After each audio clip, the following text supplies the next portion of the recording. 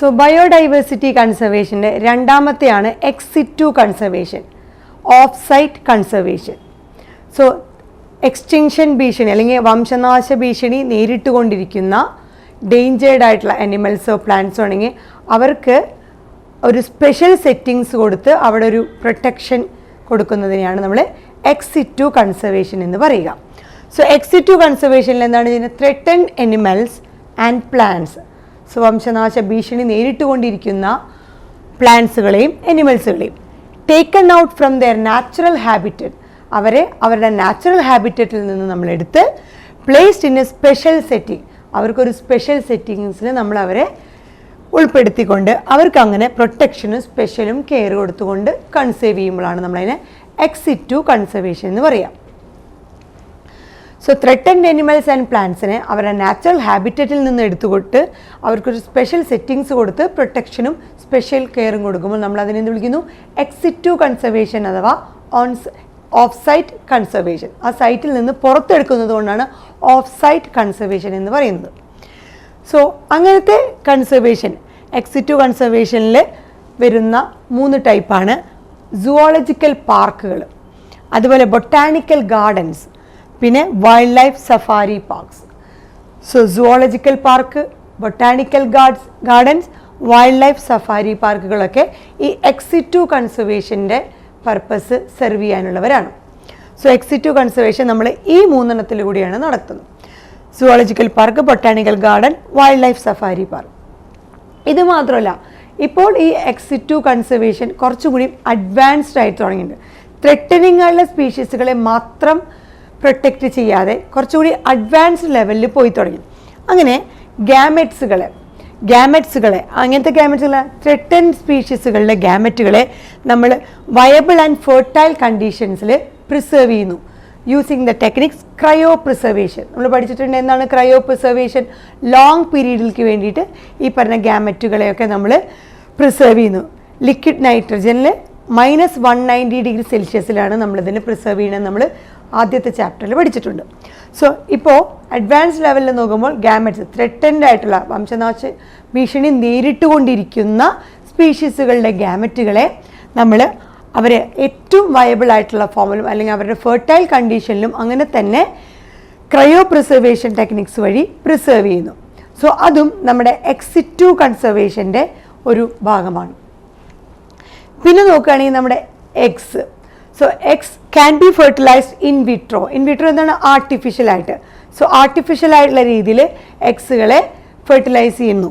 So eggs can be fertilised through in vitro fertilisation. So in vitro ഫെർട്ടിലൈസേഷനിലൂടെ എഗ്സുകളെ നമ്മൾ കൈകാര്യം ചെയ്യാറുണ്ട്. അങ്ങനെ ഫെർട്ടിലൈസ് ചെയ്യുന്നതും നമ്മുടെ എക്സ് സിറ്റു കൺസർവേഷൻ്റെ ഒരു ഭാഗമാണ്. So eggs can be fertilised in vitro.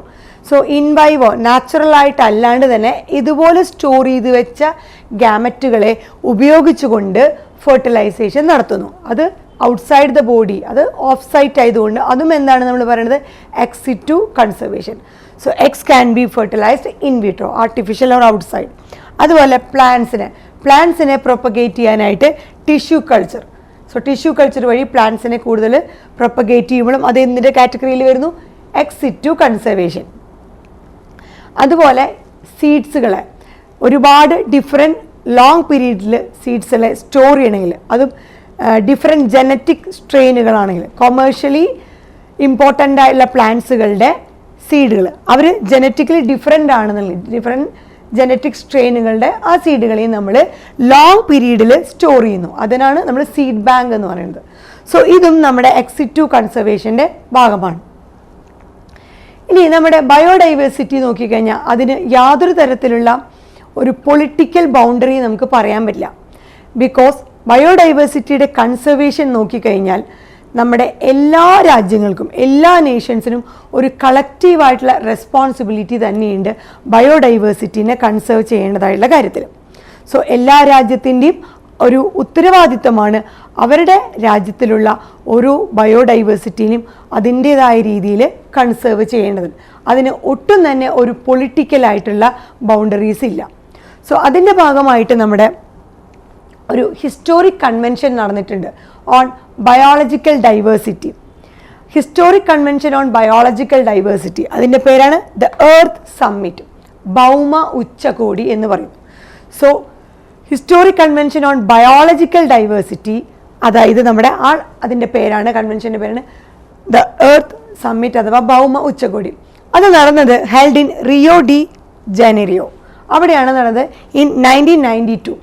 So അവിടെ ഈ historic convention on biological diversity നടത്തിയപ്പോൾ അവർ എടുത്ത കുറച്ച് മെഷർമെൻറ്റുകൾ, അവരെടുത്ത തീരുമാനങ്ങൾ എന്ന് പറയുന്നത് ഏറ്റവും അപ്രോപ്രിയേറ്റ് ആയിട്ടുള്ള മെഷേഴ്സുകൾ ബയോഡൈവേഴ്സിറ്റീനെ കൺസേർവ് ചെയ്യാനായിട്ട് സ്വീകരിക്കും.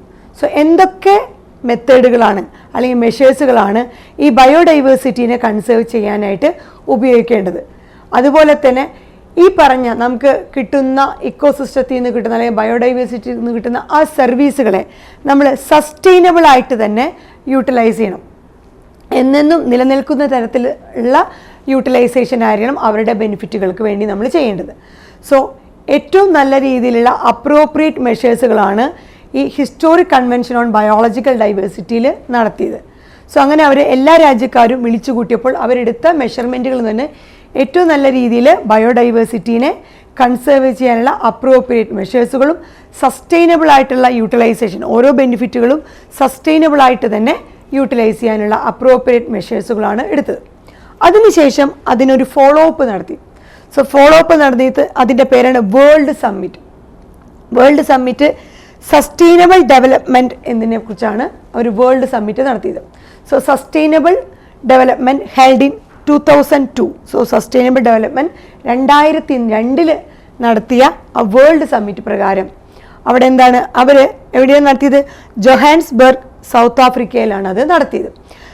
അവിടെ ആ ഒരു ഉച്ചകോടിയിൽ, ആ വേൾഡ് സമ്മിറ്റിൽ അവരെടുത്ത തീരുമാനം എന്ന് പറയുന്നത് അവിടെ 180ഓളം രാജ്യങ്ങൾ, സോ 190 കൺട്രീസോളം അതിൽ ഇൻവോൾവ് ചെയ്തിട്ട് അവർ ഒരു പ്ലെഡ്ജ് എടുത്തു, ഒരു കമ്മിറ്റ്മെൻ്റ് എടുത്തു.